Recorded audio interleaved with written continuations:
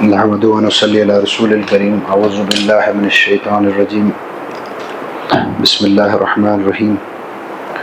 رب اشرح لي صدري ويسر لي امري واحلل عقدة من لساني يفقهوا قولي. اللهم صل على سيدنا محمد وعلى ال سيدنا محمد وصحاب سيدنا محمد وبارك وسلم عليهم.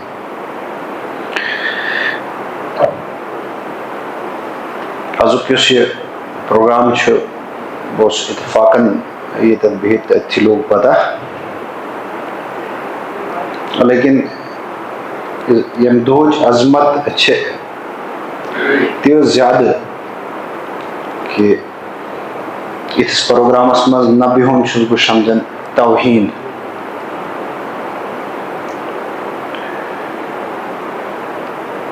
یمن حالاتن مز گزران لگمت یہ مادہ پرستی ہر طرف انسان زندگی ہز دوڑ مدن پکان تور کسن یور تمس پانس تہ خبر اور پکان ات من فلسفہ تمام فلسفہ یہ روحانیت وار وار وار وار لکن ہند نشن دور گمز. لیکن تاریخ انسانیت اس عظیم ترین انسان ہے تچن کان دویم رائے دنیا تمام تاریخ دان یتہان تی ہسٹورین مختلف حصوں پٹھن اتفاق تھاون کہ 10 محرم الحرام اس واقع آؤ پیش اس کی تاریخ میں کہیں دوسری نظیر اور مثال نہیں ملتی ہے. لیکن بنیادی سوال یہ کہ وہ واقعہ پیش کیوں آیا, امچ وجوہات کیا, وہ کون سی چیز ہے جس نے اس واقعے کو انجام ہونے کا موجب بنی. یہ سلسلہ چل رہا ہے, اللہ تعالیٰ اس کے انسان کو پیدا کیا اور تم بعد رود انبیاء ہن سلسل چلن پترود اللہ تعالیٰ پنی شریعت سوزن دنیا اسمنز یمن رسولن تو نبیان ذریعہ اصول یم تم مرتب اس دنیا کرمت پنی سنت اس دنیا سسن دسمس تحت متعلق عمل کرنا انہیں خاطر. ویسے شو کاشر مز بولو ذرا مشکل گسن میں کس لوگ مت عادت چند کاشر مز بولو. بہرحال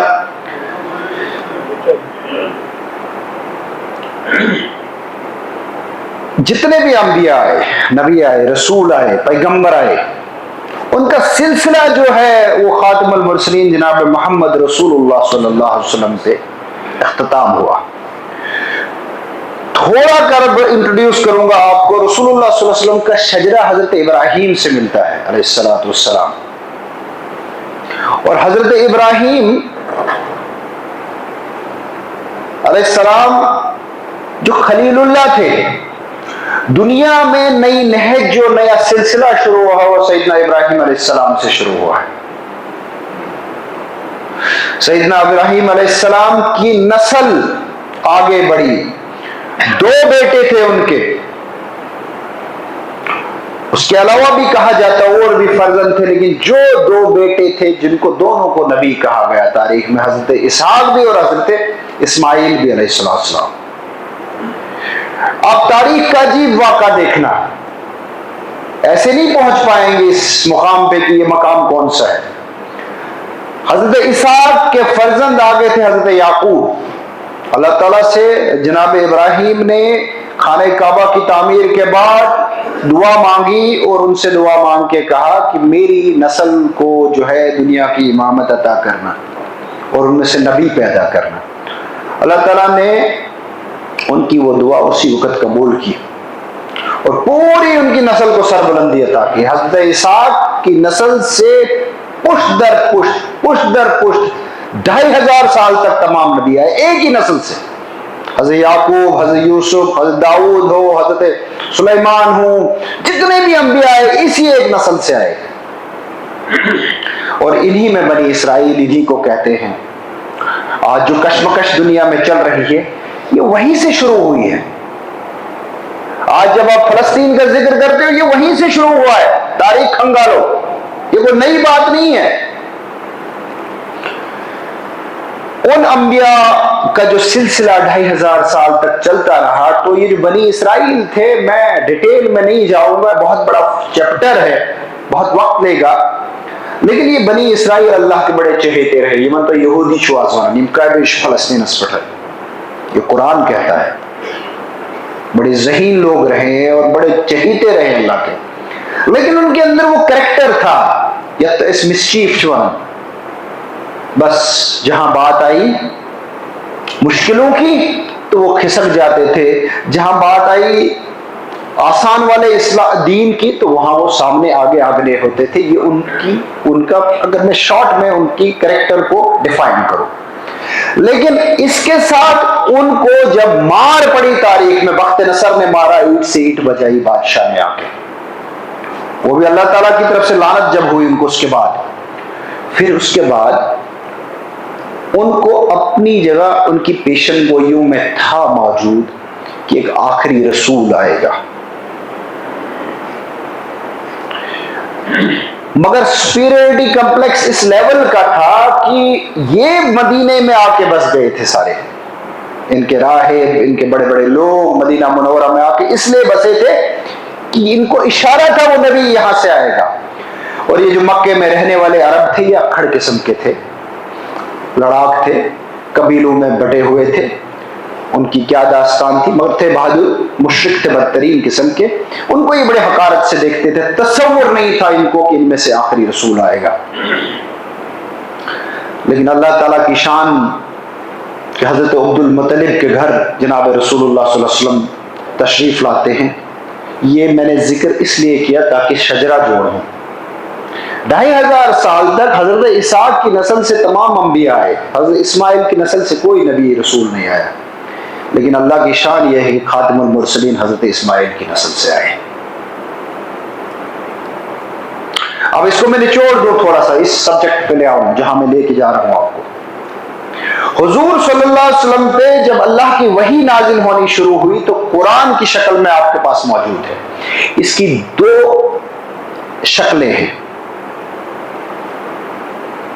انگریزی میں کہتے ہیں 2 فیسٹس. قرآن کی 2 شکلیں ہیں، اس کے 2 عنصر ہیں.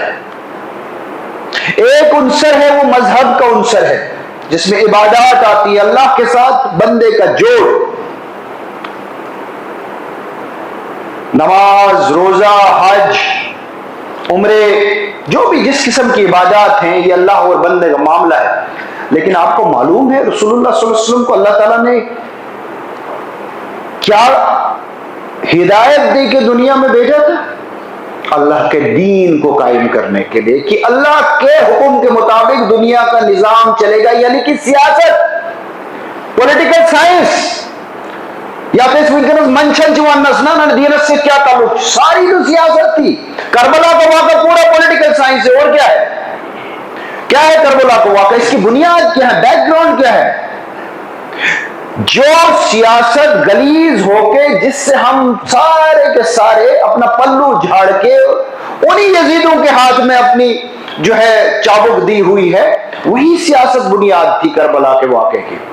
حضور صلی اللہ علیہ وسلم کے ذریعے جو شریعت دنیا میں قائم ہوئی اس میں معاملات تھے، اس میں ایک ایک نقطہ ہے کہ آپ کا لین دین کیسے ہوگا، آپ کی وصیت کیسے ہوگی، آپ کا نکاح کیسے ہوگی، آپ کی طلاق کیسے ہوگی.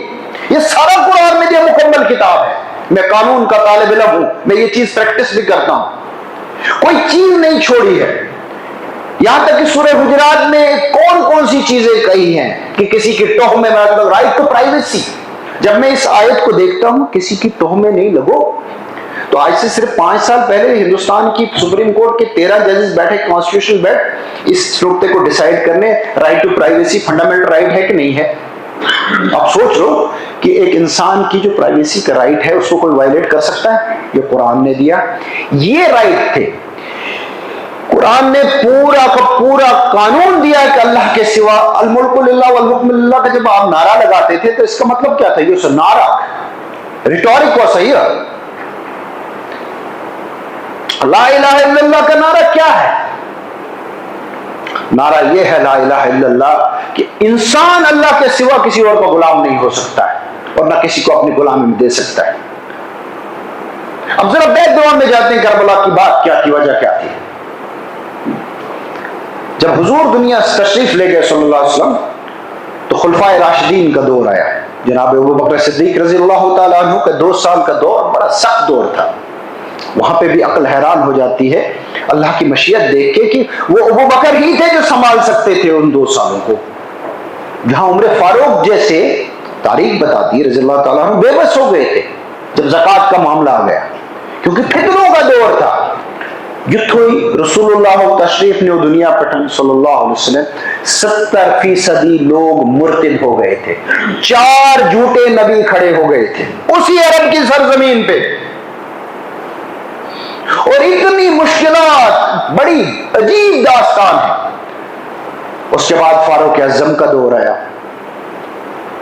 اس کے بعد حضرت عثمان کا دور آیا۔ حضرت عثمان رضی اللہ تعالیٰ عنہ کے ساتھ بھی کیا کچھ ہوا، فتنے شروع ہو چکے تھے، امیڈیٹلی فتنے شروع ہو چکے تھے، حکومت کی کشمکش شروع ہو چکی تھی۔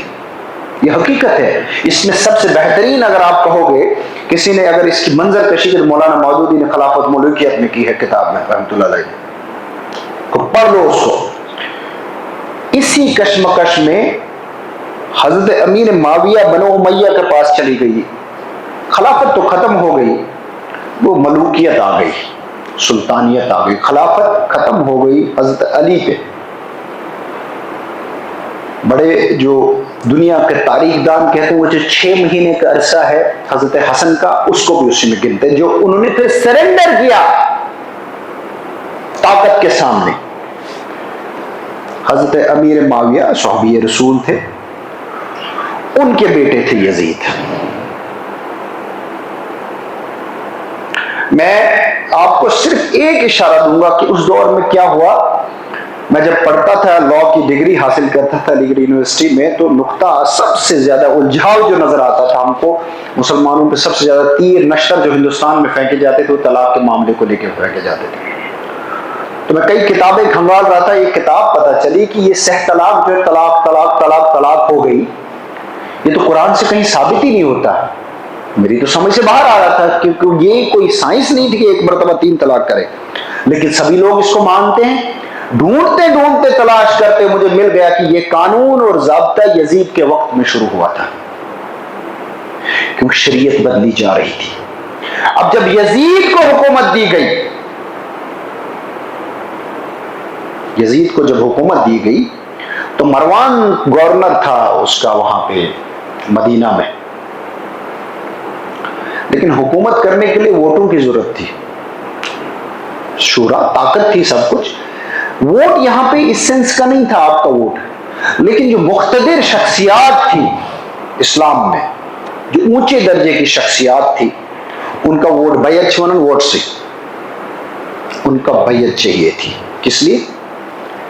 وہ دین جو وہ اپنے حساب سے ڈیولپ کر رہا تھا، شراب نوشی آہستہ آہستہ عام ہو گئی تھی، مسجد کے ممبروں پہ بیٹھ کے جسٹیفائی کیا جاتا تھا چیزوں کو۔ یہ تاریخ کے حوالے سے باتیں ہیں، اور اس میں امیر معاویہ رضی اللہ تعالیٰ عنہ کے وقت سے ہی بات شروع ہوگی۔ انہوں نے مروان کو حکم بھیجا کہ 4 لوگ مدینہ منورہ میں تھے، حضرت امام حسین اکیلے نہیں تھے رضی اللہ تعالیٰ عنہ، جس سے بیعت مانگی گئی،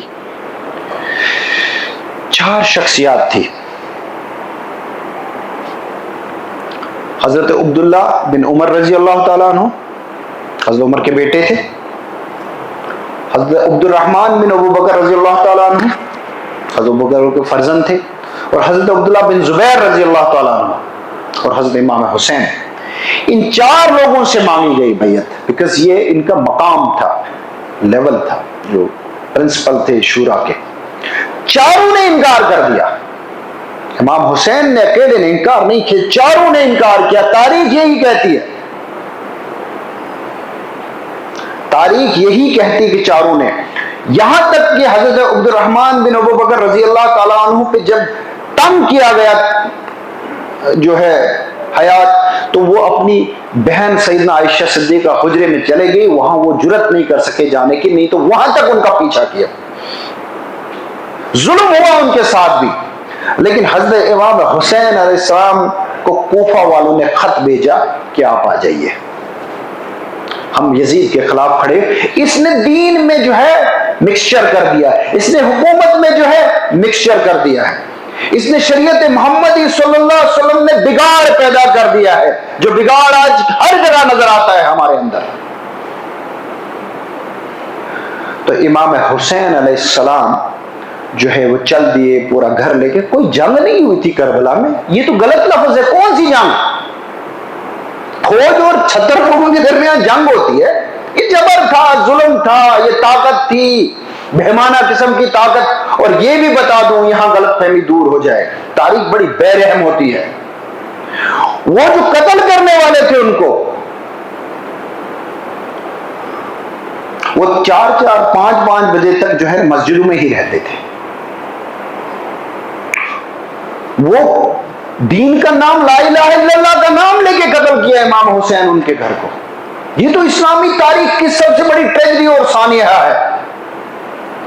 لیکن آپ دیکھو اللہ کی شان، آپ ذرا آج کے حالات میں، اب میں جو بتا رہا تھا مجھے یاد آیا تھا کہ یہ جو میں فلسفہ کہہ رہا تھا حضرت ابراہیم علیہ السلام سے شروع کیا، علامہ اقبال کی ایک اس میں ایک مناجات ہیں ان کو لے کے فارسی میں، اس کے 2 شعر وہاں پہ ہیں، وہ ریفلیکٹ کرتے ہیں، انہوں نے پورا نچوڑ دیا ہے، پورا نچوڑ دیا اور کیسے سم اپ کیا ہے اس کو۔ یہ حدیث سے بھی انڈیکیٹڈ ہے بیسیکلی۔ وہ کہتے ہیں امام حسین کو، امام عاشقاں پورے بطول، سرو آزاد زبستانی رسول۔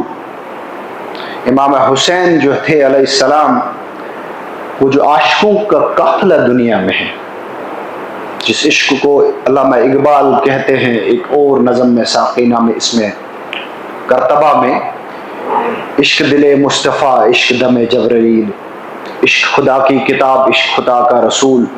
علامہ اقبال کہتا ہے کہ عاشقوں کے امام، کن عاشقوں کے امام؟ دنیا کے جو عاشق اللہ کی راہ میں جو جانے قربان کرنے والے جتنے بھی عاشق ہیں ان کے امام ہیں۔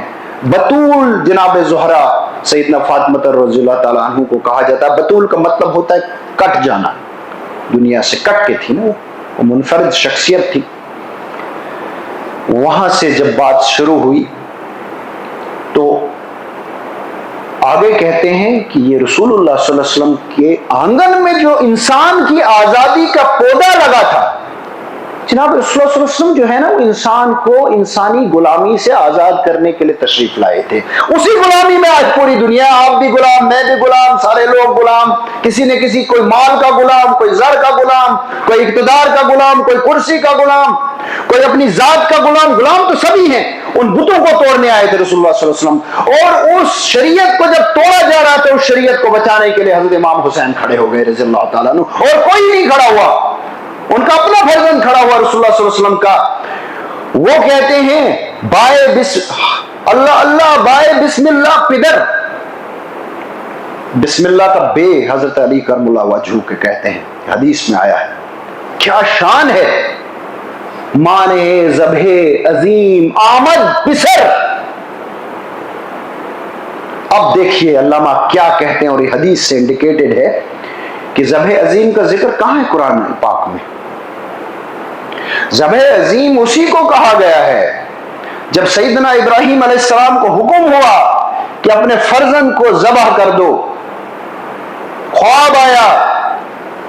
عید الضحیٰ اسی کے اعزاز میں جو ہے منائی جاتی ہے، قربانی کے اعزاز میں، لیکن عین وقت پہ سارا سامان ہونے کے باوجود حضرت اسماعیل کو وہاں سے نکال دیا گیا۔ وہ جمال تھا اس کا ذبح عظیم کا۔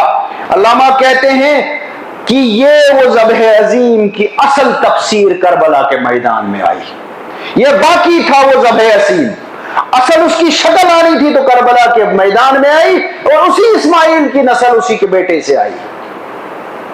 اور کربلا کے میدان میں کھڑے ہو کر جناب امام حسین علیہ السلام، اب ذرا تصور کریں ہوا کیا تھا۔ میں تھوڑا سم اپ کروں گا ہوا کیا تھا جب کربلا کا واقعہ ہوا. اتنا بڑا ٹاپک اور اتنا بڑا فلسفہ ہے.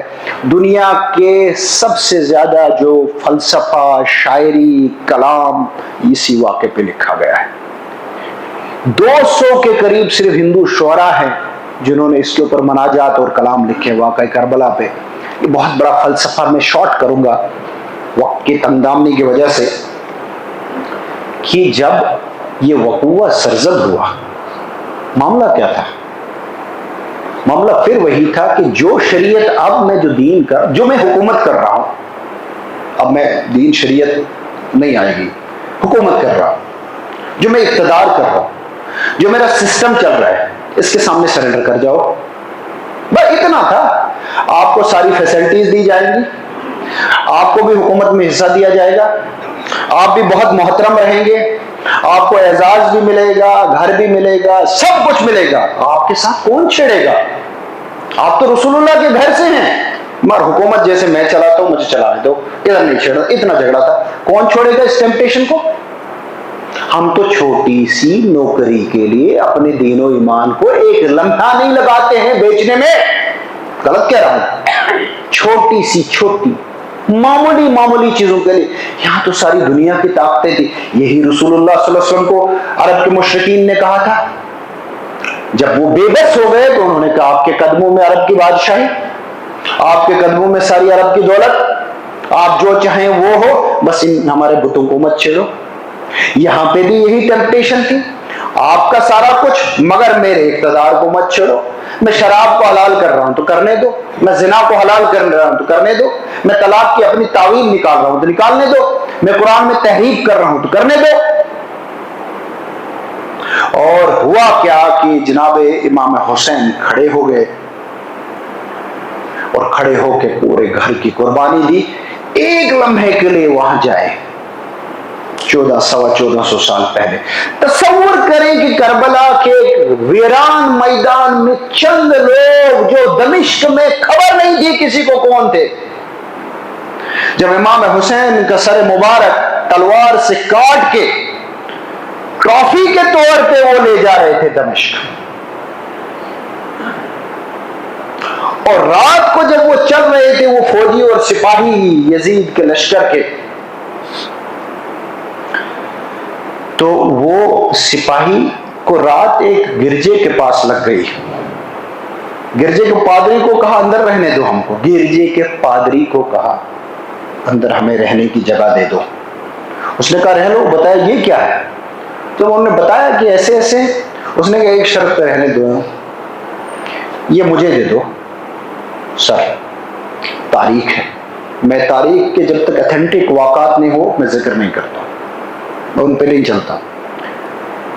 کہتے ہیں کہ گرجے کس پارسی نے وہ سر ان کے لیے تو وہ کوئی معنی نہیں رکھتا تھا نا، طاقت تھی نا، نشہ تھی نا، عقل وہ ہو گئی تھی. انہیں گرجے کے پادری نے راحت بھر اس کو اپنے پاس رکھا، سہلایا، نہلایا، صاف کیا اور روتا رہا. اور صبح ان سے کہا یہ اپنے نبی کے گھر سے تم نے سلوک کیا ہے، اگر ہمیں حضرت عیسیٰ کا بیٹا ہوتا تو ہم تو سب اس کے قدموں میں ہوتے. اور وہی کلمہ پڑا اور لا الہ الا اللہ مسلمان ہو گیا. کہتے ہیں کہ جب دمشق کے بازار میں ان کو لایا گیا، میں جو نقطہ کہنا چاہتا ہوں سمجھنا، دمشق کے بازار میں جب ان کو لایا گیا ہے، سیدنا زینب کو باندھ کے لایا گیا ہے، سیدنا فاطمہ کی بیٹی کو، اور لوگ تالیاں بجا رہے تھے کہ ہماری حکومت نے باغیوں کو رون دیا ہے. خبر ہی نہیں تھی لوگوں کو یہ کون ہے. یزید کے دربار میں کیا واقع ہوا ہے، اسی وقت کھلبلی مچ گئی ہے کہ وہاں ایک عورت تھی دائی اس کے وہاں دربار میں. جب اس نے دیکھا تو وہ چلائی. یزید نے اس کو کہا کہ اس کو نکالو. اس کے وہ تھے وہ حبشی گارڈ، وہ حبشی عورت تھی، انہوں نے تلواریں گاڑ دی. خیر یہ سیکوینسز ہے، میں صرف روح کہہ رہا ہوں، اس کی سیکوینس میں بڑا ٹائم لگے گا. کہ جب یہ واقعہ وہاں ہوا تو سوچ لیجئے نا کہ حکومت کامیاب ہو گئی نا، باغی رل گئے نا، نام لینے والا کوئی نہیں باقی رہا. طاقت حکومت 3 بڑے اعظموں پہ حکومت تھی بنو امیہ کی، 3 بڑے اعظموں پہ حکومت تھی، کوئی چھوٹی بات نہیں تھی. طاقت، نشہ، مٹا دیا، مٹی کر دیا، نام لینے والا کوئی نہیں۔ اور سنیے، اگلے 200 سے 300 سال مسجدوں کو ممبروں پہ گالیاں دی گئی۔ کہ علیحدہ بات ہے کہ اسی بنو امیہ میں پھر عمر بن عبدالعزیز آئے رحمۃ اللہ علیہ، جن کو عمر ثانی بھی کہا گیا تاریخ میں، انہوں نے سب کچھ بدلا۔ انہیں کے خطبات آج آپ کے پاس موجود ہے، ورنہ تاریخ کو مسخ کیا گیا۔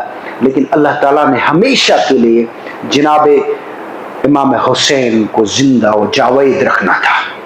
زندگی کس میں ملی؟ مٹی ہونے میں۔ زندگی کس میں ملی؟ باغی ہونے میں۔ حضرت معین الدین چشتی رحمۃ اللہ علیہ کہتے ہیں، شاہ است حسین، بادشاہ است حسین، دین است حسین، دین پناہ است حسین، سرداد نداد دست در دست یزید۔ معاملہ ہے ہاتھ دینے کا، حساب کرو۔ آج بھی یزید ہر طرف موجود ہیں، یہاں پہ بھی یزید ہیں، کہاں یزید نہیں۔ اب ذرا حساب کرو، ہم اپنے اس وقار کو، اپنے اس ایمان کو کتنا روک لیتے ہیں، اس خودداری کو۔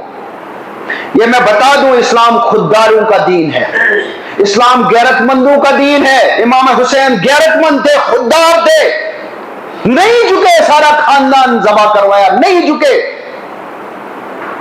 ہم کتنے خوددار اور غیرت مند ہیں۔ مسلمان خود کو کہنا آسان ہے، لیکن امام حسین بننا آسان نہیں ہے۔ یہی ہے پیغام اس دن کا، یہی ہے روح اس دن کی۔ میں ایک چیز گزارش کروں، پھر کیا کہتے ہیں امام یہ اپنے معین الدین چشتی، حقا کی بنا لا الہ است حسین، کہ جو لا الہ کی جو بنا ہی مٹا رہا تھا نا نظام، اس کی جو زندگی واپس آئی ہے وہ امام حسین ہے۔ لیکن علامہ اقبال کہتے ہیں، قافلہ حجاز میں ایک بھی حسین نہیں۔ کہاں ہے؟ اس موضوع یہ تک کرو، کتھ رز کچھ ثواب میل وغیرہ، لیکن ضرور یہ لازم ہے کہ تھوڑا سا اس روح کو اپنے اندر اتارو، تھوڑا سا پیغام اس میں صرف یہ ہے کہ اللہ کے سوا مومن کے اندر کسی کا خوف ہو ہی نہیں سکتا ہے۔ ہم چھوٹی چھوٹی چیزوں سے خوف زدہ ہوتے ہیں، معمولی چیزوں سے۔ یقین جانو اگر اللہ پہ ایمان ہوگا تو امام حسین علیہ السلام کی مٹی، مطلب میں بتا رہا ہوں نا تاریخ، آپ سوچو کہ تب جب تاریخ کو مسخ کیا گیا، لیکن تاریخ تو بڑی تابناک ہے، کون سی آنکھ اشبار نہیں ہوتی ہے۔ وہ کہتے ہیں، غیر مسلم ہندو شاعر ہیں، وہ امام حسین کے بارے میں اسی لیے تو کہتے ہیں، انسان کو ذرا بیدار تو ہو لینے دو، ہر قوم پکارے گی ہمارے ہیں حسین۔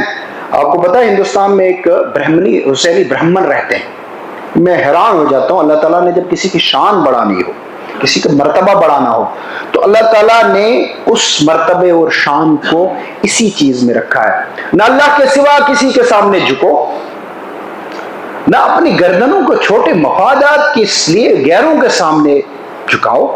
ہم تو غیروں کے سامنے جھک جاتے ہیں، اللہ پہ ایمان ہی نہیں، اللہ پہ۔ اور غیرت مندی، بہادری اور دلیری سے اس دین کے ساتھ جڑے رہو، ورنہ اس دین کو بزدلوں اور بے غیرتوں کی ضرورت نہیں ہے۔ میں یہی کہوں گا، یہی امام حسین کا پیغام۔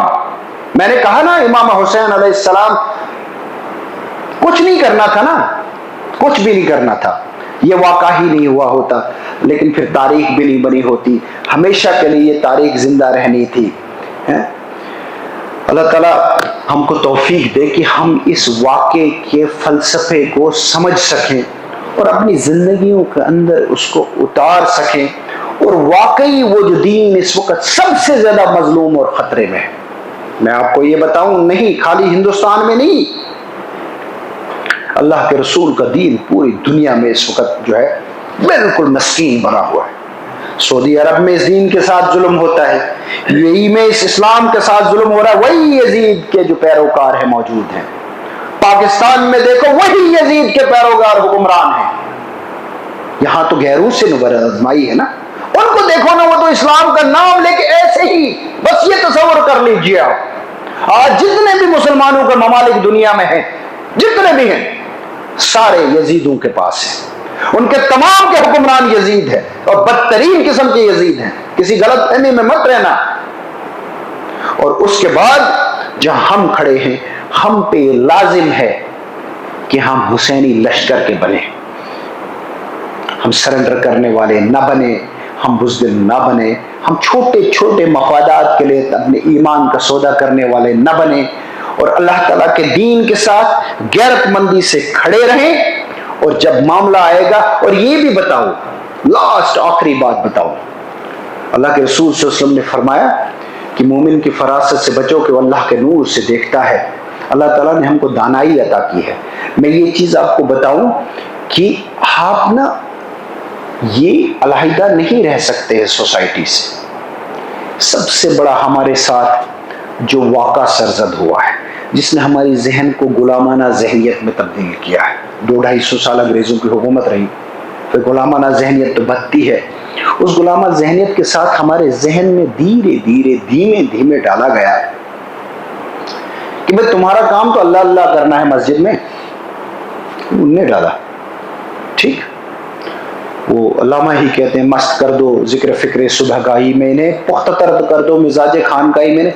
تمہیں کیا دنیا کے نظام کے ساتھ, چرنے دو نا الہادی نظام. یہی کرتے کرتے ہماری حالت یہ ہو گئی.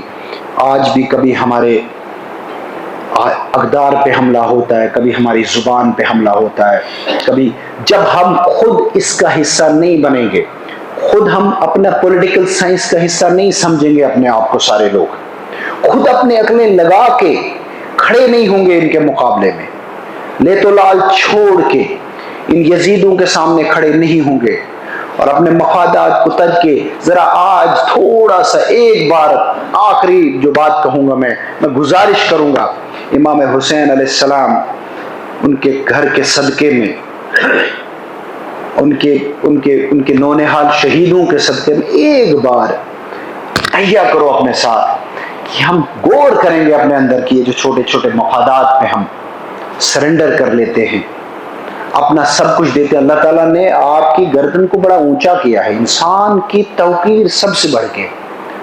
کبھی یہ انسان کے سامنے دل نہ جھکے, یہ ناک نہ جھکے, یہ ماتھا نہ جھکے. یہی ہے اسلام, یہی ہے پیغام امام حسین, یہی ہے جناب رسول اللہ صلی اللہ علیہ وسلم کی شریعت, یہی ہے سید ابراہیم علیہ السلام کا وہ پیغام جو اللہ تعالیٰ نے اپنے خلیل کے ذریعے دنیا کو دیا ہے. اللهم صل على نبينا وشفيعنا حبيبنا سندنا ومولانا محمد وعلى آله وصحبه أجمعين برحمتك يا رب.